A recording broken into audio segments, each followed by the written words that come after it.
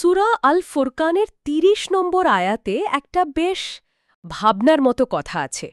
শেষ বিচারের দিনে আল্লাহর রাসূল বলছেন, হে আমার প্রভু, আমার এই উম্মত তো কোরআনকে একদমই পরিত্যক্ত করে ফেলেছিল। এই পরিত্যক্ত ব্যাপারটা বেশ গভীর, তাই না? আর এটাই কিন্তু আমাদের আজকের আলোচনার একেবারে কেন্দ্রে। সত্যি। আয়াতটা শুনলে মনে হয় নিজেদের একবার প্রশ্ন করা দরকার। আর আমরা আজকে যে সূত্রগুলো নিয়ে কথা বলবো সেগুলোর মূল সুরটাও কিন্তু এই পরিত্যাগের ধারণার সঙ্গেই যুক্ত, তবে একটু ভিন্ন দৃষ্টিকোণ থেকে আর কি। ইসলামকে জানতে হলে বা মানতে হলে একমাত্র কোরআনই যথেষ্ট। পথ নির্দেশনার জন্য আর অন্য কোনো মানুষের লেখা বই, ধরা যাক হাদিসের যে বিখ্যাত সংকলনগুলো আছে বুখারী বা মুসলিম, সেগুলোর দরকার নেই। বা বলা ভালো, এই সূত্রগুলো মনে করে সেগুলোকে অপরিহার্য ভাবাটা ঠিক না। একদম। আমাদের আলোচনার ভিত্তিই হলো এই লেখাগুলো বা সূত্রগুলো। এগুলো কোরআনকে দেখছে সম্পূর্ণ স্বয়ংসম্পূর্ণ, বিস্তারিত আর সবকিছুর ওপরে ফাইনাল অথরিটি হিসাবে। তারা কোরআনেরই বিভিন্ন আয়াত তুলে ধরে এটা প্রমাণ করতে চাইছে যে কোরআন নিজেই নিজের ব্যাখ্যা দেয়। এটা একটা ইউনিভার্সাল গাইডলাইন, একটা ঐশী সংবিধান। এর বাইরে অন্য কিছু দরকারই হয় না। আমাদের ব্যক্তিগত মতামত নয়, শুধুই সূত্রগুলোর বিশ্লেষণ। ঠিক বলেছেন। তাহলে চলুন শুরু করা যাক কোরআনের পরিপূর্ণতা আর স্বচ্ছতার দাবি নিয়ে। কারণ এটাই তো এই সূত্রগুলোর যুক্তির একেবারে গোড়ার কথা, তাই না? তাদের মূল পয়েন্ট হলো কোরআন নিজেই বলছে যে সে সম্পূর্ণ। এটা আসলেই খুব জরুরি একটা পয়েন্ট। কারণ সচরাচর একটা কথা শোনা যায় বা অনেকেই মনে করেন যে কোরআনে তো সবকিছুর ডিটেলস নেই। যেমন ধরুন ৫ ওয়াক্ত নামাজ আমরা কিভাবে পড়ব, তার প্রত্যেকটা স্টেপ বা রোজার খুঁটিনাটি নিয়মকানুন। অনেকেই বলেন এগুলো তো কোরআনে সেভাবে পাওয়া যায় না, এর জন্য হাদিস দেখতে হয়। কিন্তু এই সূত্রগুলো বলছে অন্য কথা। হ্যাঁ, ঠিক। এই সূত্রগুলো এই প্রচলিত ধারণার জবাবে কোরআনেরই কিছু আয়াত সামনে আনছে।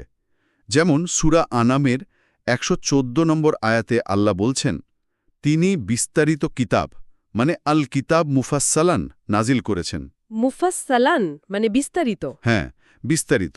আবার ওই একই সূরার সূরা আনামের ৩৮ নম্বর আয়াতে আরও স্পষ্টভাবে বলা হচ্ছে, এই কিতাবে আমি কোনো কিছুই বাদ দেইনি, মা ফাররাতনা ফিল কিতাবি মিন শাই। খুবই জোর দিয়ে বলা কথা। তার তো দাঁড়াচ্ছে আল্লাহই বলছেন যে কিতাব বিস্তারিত এবং কিছু বাদ দেওয়া হয়নি। ঠিক। আর সূরা হুদের ১ নম্বর আয়াতেও বলা হচ্ছে, এই কিতাবের আয়াতগুলো একদম স্পষ্ট, গোছানো আর যিনি প্রজ্ঞাময় তার পক্ষ থেকে বিশদভাবে ব্যাখ্যা করা হয়েছে। তো সূত্রগুলোর যুক্তি হল, আল্লাহ নিজেই যেখানে বলছেন কিতাব বিস্তারিত, কিছুই বাদ দেয়নি, সেখানের বাইরে অন্য উচ্ছেদ দরকার আছে, এ ধারণাটাই তো আসলে প্রশ্নবিদ্ধ হয়ে যায়। কিন্তু এই বিস্তারিত বা কিছু বাদ দেয়নি বলতে সূত্রগুলো ঠিক কি বোঝাচ্ছে? আক্ষরিক অর্থেই কি দুনিয়ার সবকিছুর লিস্ট ওখানে আছে? না না, সূত্রগুলোর ব্যাখ্যা সেরকম নয়। তারা বলছে বিস্তারিত বা কিছু বাদ দেয়নি এই না যে দুনিয়ার সবকিছুর ক্যাটালগ ওখানে দেয়া আছে, বরং এর মানে হল জীবন চালানোর জন্য যা যা দরকার, মৌলিক নীতি, আইন কানুন, হালাল হারামের গাইডলাইন, নৈতিক শিক্ষা, পরকালের পথ নির্দেশ, এই সব কিছুই কোরআনে ক্লিয়ারলি বলা আছে। আচ্ছা। তারা মনে করে এই মূল নীতিগুলোই যথেষ্ট, আর এগুলো বোঝার জন্য কোরআন নিজেই যথেষ্ট। যেমন সূরা আল আম্বিয়ার ১০৬ নম্বর আয়াতে বলা হয়েছে, নিশ্চয়ই এতে কোরআনে ইবাদতকারী সম্প্রদায়ের জন্য পর্যাপ্ত বার্তা বা বালাগ রয়েছে। বালাগ পর্যাপ্ত বার্তা? হ্যাঁ, পর্যাপ্ত। তাই সূত্রগুলোতে যারা বলেন কোরআনে নামাজ রোজার ডিটেলস নেই, তাদের এই দাবিকে শুধু ভুলই বলা হচ্ছে না, বরং বেশ কড়া ভাষায় স্পষ্ট মিথ্যা পর্যন্ত বলা হয়েছে। তাদের যুক্তিটা হলো, আল্লাহ বলছেন ইবাদতকারীর জন্য যথেষ্ট বার্তা আছে, তার যা নেই বলে মনে হচ্ছে তা হয়তো অতটা অপরিহার্য নয়, অথবা কোরআনের মূলনীতি থেকেই সেটা বুঝে নেওয়া সম্ভব। এই সূত্রগুলোতে কোরআনকে একটা সার্বজনীন সংবিধানের মতো বলা হয়েছে। এই উপমাটা কেন ব্যবহার করা হচ্ছে, এর মানে কি? এই উপমাটা বেশ ইন্টারেস্টিং। দেখুন, একটা দেশের সংবিধান যেমন সর্বোচ্চ আইন, যা দেশের মূলনীতিগুলো ঠিক করে দেয় আর অন্য সব আইনের ভিত্তি হিসেবে কাজ করে, ঠিক তেমনি এই সূত্রগুলোর মতে কোরআন হল ইসলাম আর পুরো মুসলিম উম্মার জন্য সর্বোচ্চ এবং একমাত্র ঐশী সংবিধান। আচ্ছা। এটা সার্বজনীন কারণ এর বার্তা শুধু একটা নির্দিষ্ট সময়ের বা জায়গার মানুষের জন্য না, বরং সবার জন্য, সব সময়ের জন্য। আর এটা সংবিধান, কারণ জীবনের সব দিকে ব্যক্তিগত, সামাজিক, নৈতিক, আত্মিক সব কিছুর বেসিক গাইডলাইন এখান থেকেই নিতে হবে। এটাই সূত্রগুলোর বক্তব্য। আর সবচেয়ে বড় কথা, এটা সরাসরি আল্লাহর কাছ থেকে আসা, তাই এটা নিখুঁত আর সম্পূর্ণ। বোঝা গেল। আর এই যুক্তির উপর দাঁড়িয়েই তাহলে সূত্রগুলো কোরআন ছাড়া অন্যান্য উৎসের ব্যাপারে, বিশেষ করে হাদিস বইগুলোর ব্যাপারে একটা বেশ শক্ত অবস্থান নিয়েছে, তাই না? ঠিক কি বলছে তারা? হ্যাঁ, অবস্থানটা খুবই পরিষ্কার আর বেশ কঠোর। সূত্রগুলোতে কোনো রাখঢাক না রেখেই বলা হয়েছে মানতে হবে শুধু কোরআন। ব্যাস, এই মত অনুযায়ী কোরআন ছাড়া আর কোনো কিছুকে ধর্মীয় বিধানের উৎস হিসাবে মানা যাবে না। কিন্তু কেন? এর পেছনের লজিকটা কি? কেন এই হাদিস গ্রন্থগুলোকে বাদ দেবার কথা বলছে সূত্রগুলো? মূল যুক্তিটা হল উৎসের পার্থক্য নিয়ে। সূত্রগুলো বলছে কোরআন হল সরাসরি আল্লাহর কথা, ওয়াহি, আর আল্লাহ নিজেই এর হেফাজতের দায়িত্ব নিয়েছেন, যেমনটা সূরা হিজরের ৯ নম্বর আয়াতে আছে। মানে এটা অবিকৃত থাকবে। অন্যদিকে হাদিসের বইগুলো যেমন বুখারী এবং মুসলিম, এগুলো তো রসুল সাল্লাল্লাহু আলাইহি সাল্লামের ইন্তেকালের অনেক বছর পর মানুষ সংকলন করেছে।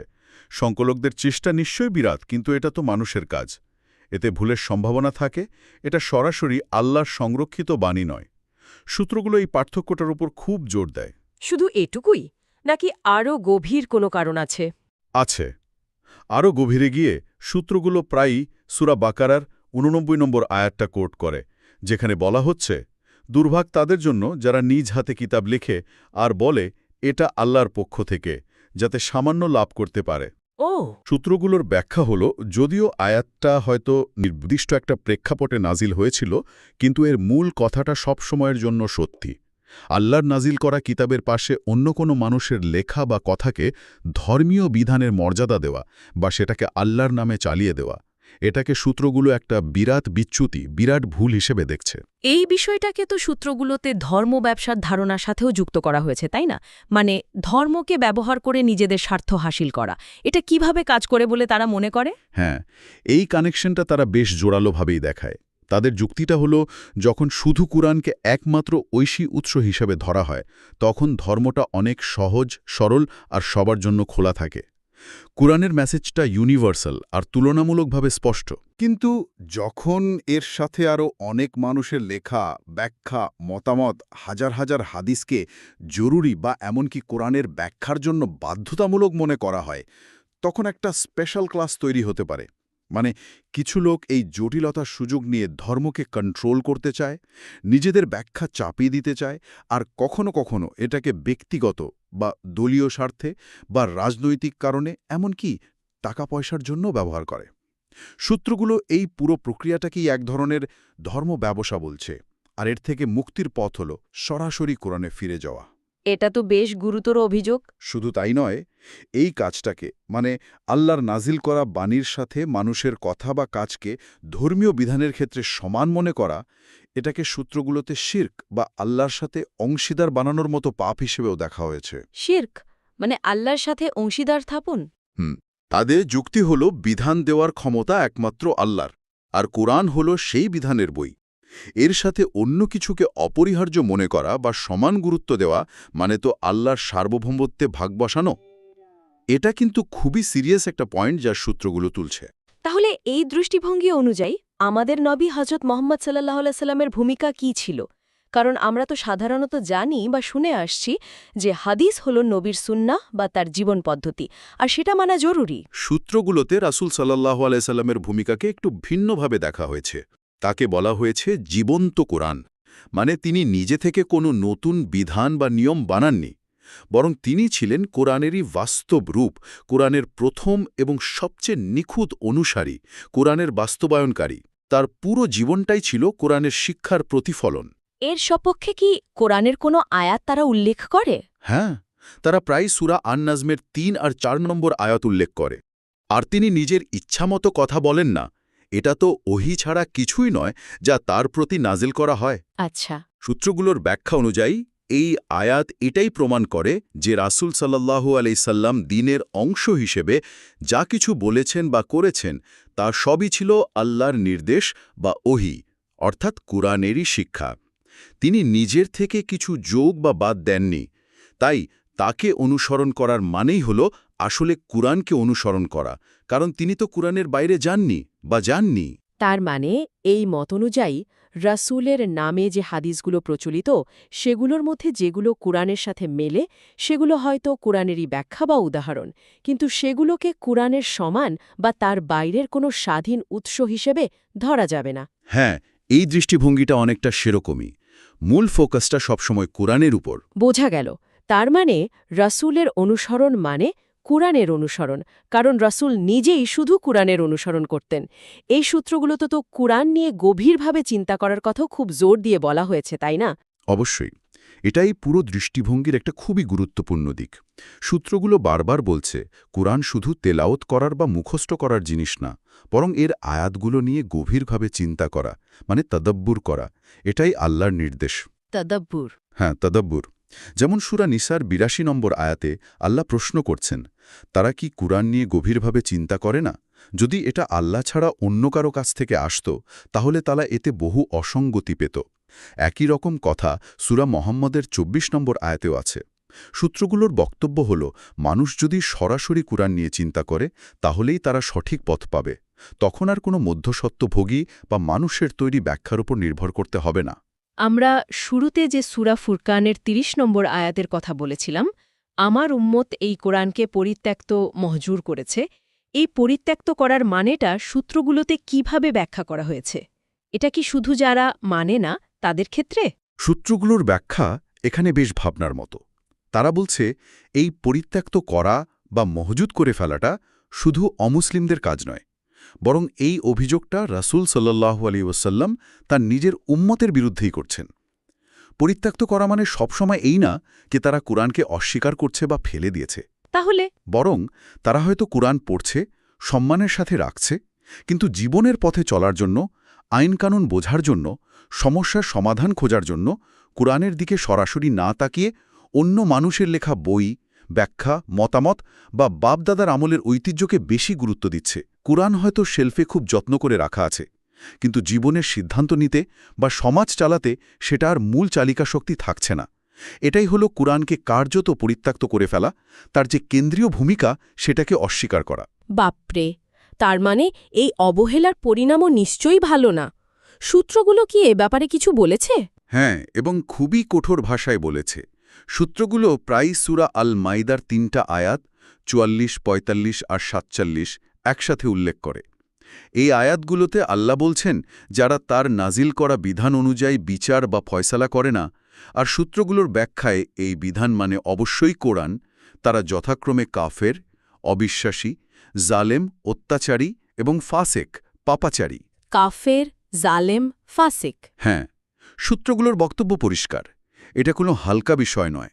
আল্লাহর বিধানকে যথেষ্ট মনে না করা বা তার জায়গায় অন্য কিছু দিয়ে জীবন চালানোকে আল্লাহ বিরাট অপরাধ হিসাবে দেখছেন।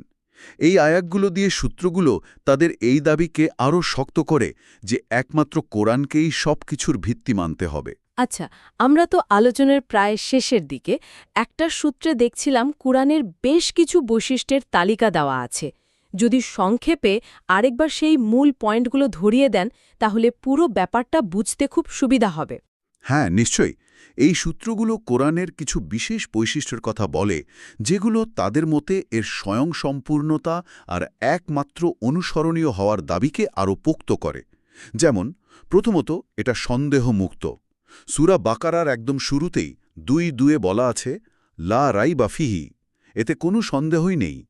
এটা এর ঐশী উৎসের প্রতি পূর্ণ আস্থা রাখতে বলে।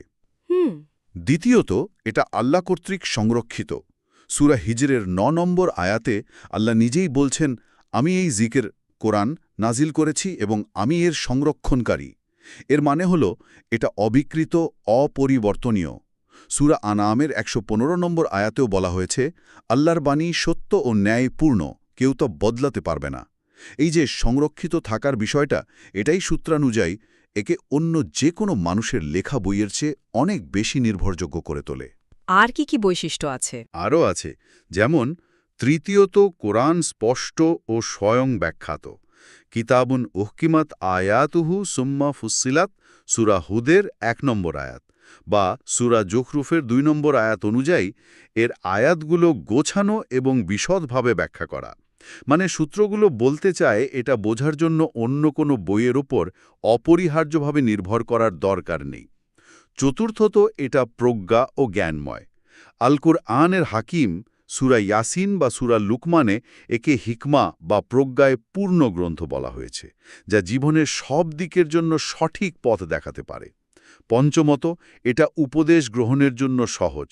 ওয়ালাকাদ ইয়াসসারনাল কুরআনা লিযিকর, সূরা আল কামারে এ কথাটা ৪ বার ৫৪, ১৭, ২২, ৩২, ৪০ বলা হয়েছে। সূত্রগুলোর কথা হলো, আল্লাহ নিজেই যদি একে সহজ করে দিয়ে থাকেন, তাহলে একে বোঝার জন্য মানুষের তৈরি করা জটিল ব্যাখ্যার জালে জড়ানোর দরকারটা কি? আর এই সবগুলো বৈশিষ্ট্য মিলেই কি সেই দাবিটা আসছে যে কোরআনে প্রয়োজনীয় সবকিছুই আছে? একদম ঠিক। সূত্রগুলো এই বৈশিষ্ট্যগুলো তুলে ধরে তাদের মূল যুক্তিতেই ফিরে যায়। যেহেতু কোরআন সন্দেহমুক্ত, সংরক্ষিত, সুস্পষ্ট, প্রজ্ঞাময় এবং সহজবোধ্য, তাই এটাই মানুষের জন্য আল্লাহর তরফ থেকে পাঠানো সম্পূর্ণ এবং একমাত্র নির্ভরযোগ্য হেদায়েতের কিতাব।